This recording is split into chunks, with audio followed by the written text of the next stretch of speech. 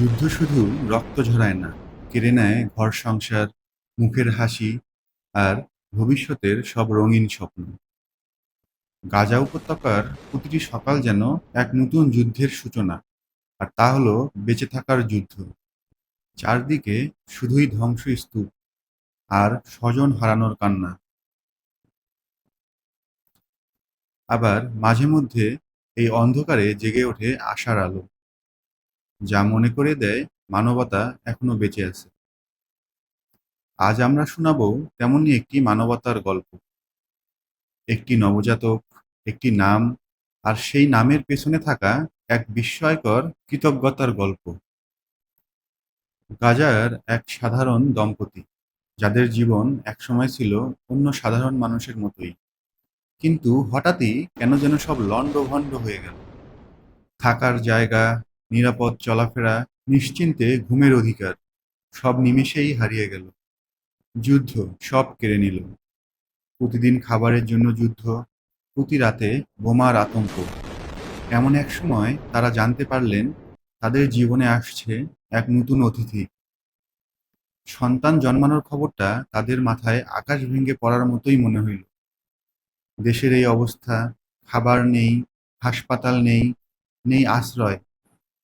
তাদের কাছে আনন্দ নয়, সন্তান জন্মানোর খবরটা যেন এক ভয়ের নাম। তবু সেই ভয়ের মাঝেই তারা আঁকড়ে ধরেছিল জীবনের শেষ আশাটুকু। হয়তোবা একদিন সব ঠিক হয়ে যাবে। এর মাঝে হঠাৎই এক অলৌকিক ঘটনা। দূর কোনো অচেনা দেশ থেকে এলো সাহায্যের বার্তা।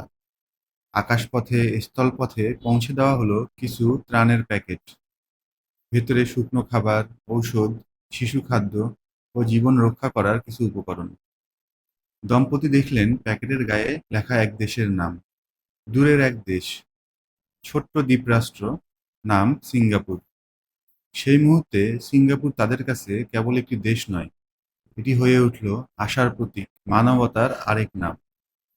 ভাবুন তো, হাজার মাইল দূরের কোনো অচেনা মানুষ, যার মুখ তারা কখনো দেখেনি, তার পাঠানো খাবারই তাদের জীবনের শেষ ভরসা হয়ে দাঁড়ালো। কিছু সপ্তাহ পর সেই ধ্বংসস্তূপের মাঝেই জন্ম নিল তাদের কন্যা সন্তান। ভাঙ্গা আশ্রয়ের নিচে, বিস্ফোরণের শব্দের মাঝেও জীবন তখন নিজের অস্তিত্ব ঘোষণা করছিল।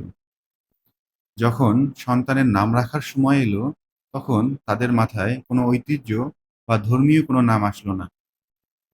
তাদের চোখে ভেসে উঠল সেই ত্রাণের প্যাকেটে লেখা নামটি, যার গায়ে লেখা ছিল সিঙ্গাপুর। তারা আর কিছু ভাবল না, সন্তানের নাম রেখে দিল সিঙ্গাপুর। হ্যাঁ, গাজার বুকে জন্ম নিল আর এক সিঙ্গাপুর। এই নাম শুধু কৃতজ্ঞতার নয়, এটি বেঁচে থাকার নাম। এটি এমন এক প্রতীক যা পৃথিবীর সকল মানুষকে মনে করিয়ে দেয়, যুদ্ধ মানুষের সব আশা ধ্বংস করে দিলেও মানবতাই আবার সেই সকল মানুষকে বাঁচিয়ে রাখতে সাহায্য করে।